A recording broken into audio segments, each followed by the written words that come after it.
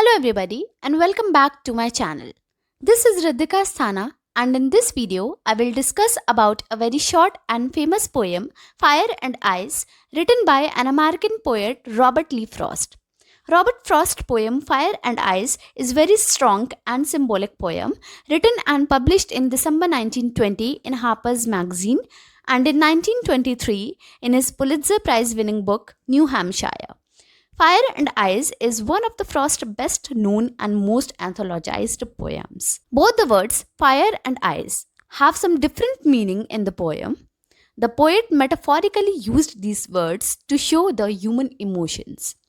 Poet ने यहाँ fire and ice को ह्यूमन इमोशंस से कंपेयर किया है where the word fire is used as the emotions of desire और पैशन. ये डिजायर लव, पावर, ग्रीड या किसी भी चीज को पाने की हो सकती है. And ice is used as the emotions of hatred और कोल्डनेस. तो यहाँ हम फायर एंड आइस की लिटरल मीनिंग नहीं देखते हैं. यहाँ दो ऑब्जेक्ट्स की बात नहीं करते हैं बल्कि वो क्या सिंबलाइज करते हैं वो देखते हैं. सो चलिए इस छोटी सी पोएम को लाइन बाय लाइन समझते हैं. Some say the world will end in fire, some say in ice. From what I have tasted of desire I hold with those who favor fire.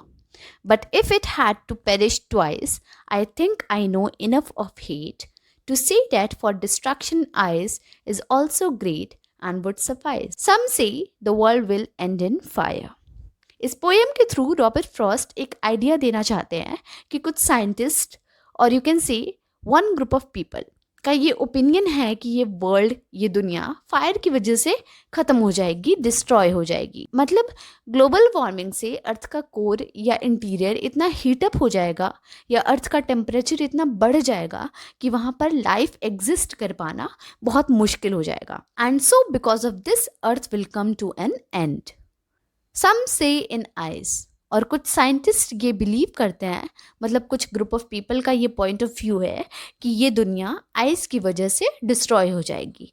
मतलब ग्लेशियर्स के melt होने से, कि glaciers के कैसे पिघलने से फ्लड्स आ सकते हैं या ग्लेशियर्स के मेल्ट होने से वर्ल्ड का टेम्परेचर इतना डाउन हो जाएगा, वहाँ इतनी ठंड हो जाएगी और वहाँ पर भी कोई लाइफ सर्वाइव नहीं कर पाएगी. तो इस रीज़न से भी ये दुनिया ख़त्म हो जाएगी. तो ये तो थे दो साइंटिफिक फैक्ट्स कि इन नेचुरल डिजास्टर्स की वजह से वर्ल्ड का डिस्ट्रक्शन हो सकता है.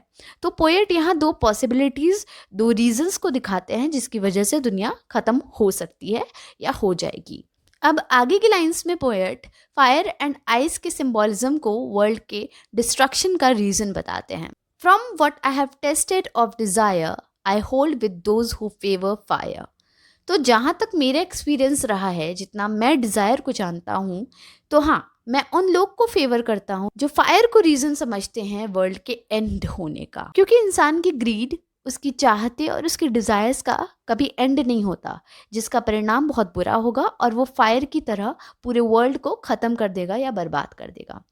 But if it had to perish twice, here it indicates world end perish means die. Poet कहते हैं कि अगर इस वर्ल्ड को दोबारा चांस दिया जाए ख़त्म होने का, तो I think I know enough of hate to say that for destruction ice is also great and would suffice.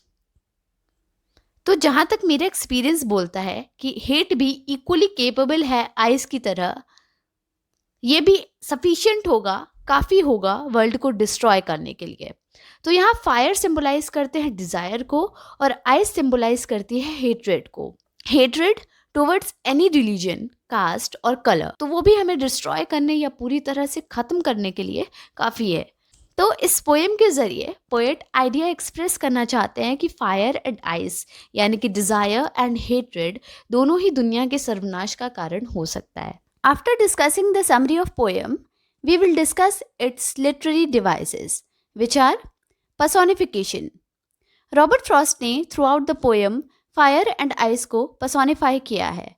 Means inanimate objects या नॉन लिविंग थिंग्स को लिविंग थिंग्स में चेंज किया है. जब हम इन ह्यूमंस को ह्यूमंस की पावर और कैरेक्टरिस्टिक्स ग्रांट करते हैं, जैसे रॉबर्ट फ्रॉस्ट ने पावर दी है फायर एंड आइस को ह्यूमन इमोशंस के थ्रू वर्ल्ड को डिस्ट्रक्ट करने का. Then alliteration.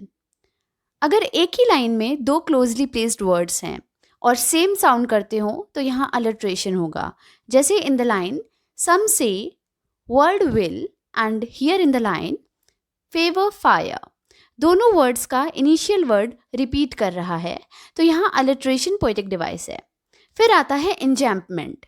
इंजैम्पमेंट में हम देखते हैं कि यहाँ पर कोई भी ब्रेक नहीं है, कोई पॉज नहीं है, ना कोई पंक्चुएशन मार्क जैसे फुल स्टॉप या कॉमा है. एक लाइन के बाद जस्ट सेकेंड लाइन स्टार्ट हो गई है.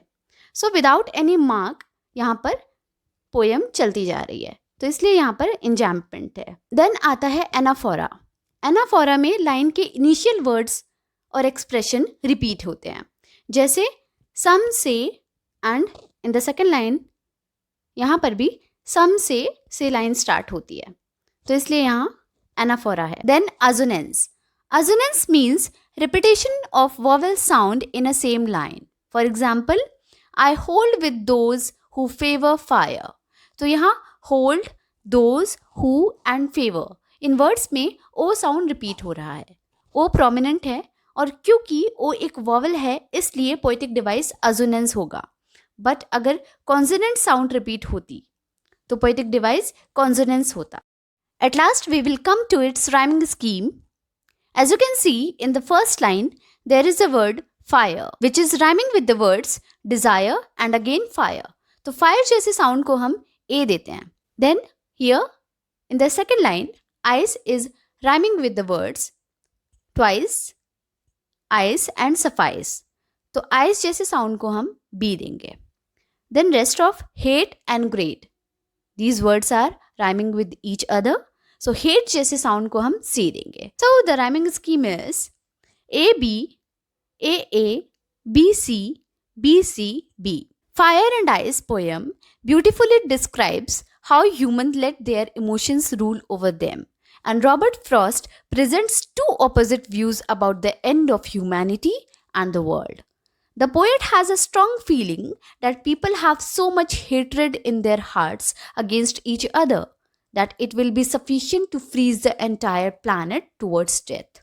So, the fire due to evil desires and ice of wicked hatred are the two opposite opinions enough to destroy the world. Thank you for watching. Please do like, comment, share and subscribe to my channel for more updates.